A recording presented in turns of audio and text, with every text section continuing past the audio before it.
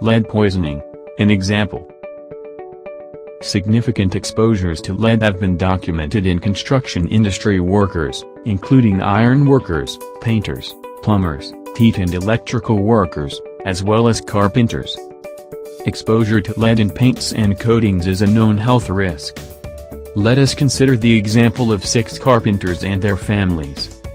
During a routine medical examination, an 18-month-old child of one of the carpenters was found to have a blood lead level of 26 micrograms per deciliter of blood, which met the CDC recommended criterion for a lead poisoning case requiring clinical management.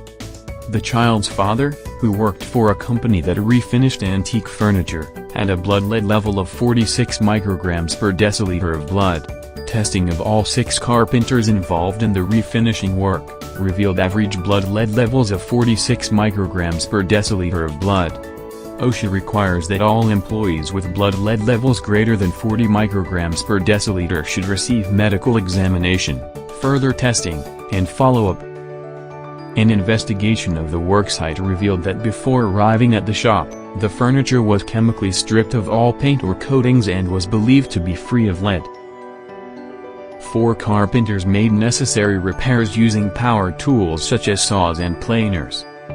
In an adjacent outdoor courtyard, 2 refinishers smoothed the wood using manual and power sanders, washed the furniture, and applied wax.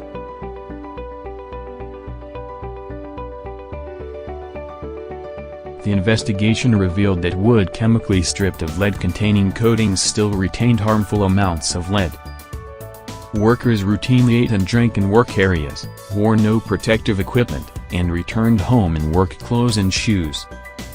This is because the employer believed the wood to be free of lead. The employer appeared to be unaware of the risk for lead exposure during work operations, and therefore provided no protective measures to safeguard employees. The affected employees were advised to thoroughly clean their vehicles and residences.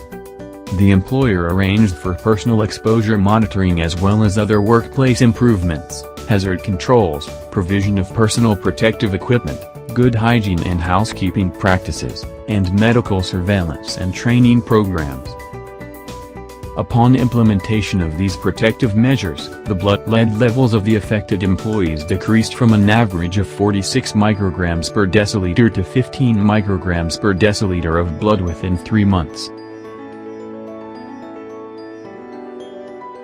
The incident illustrates that industries that handle chemically stripped wood need to comply with lead safety measures.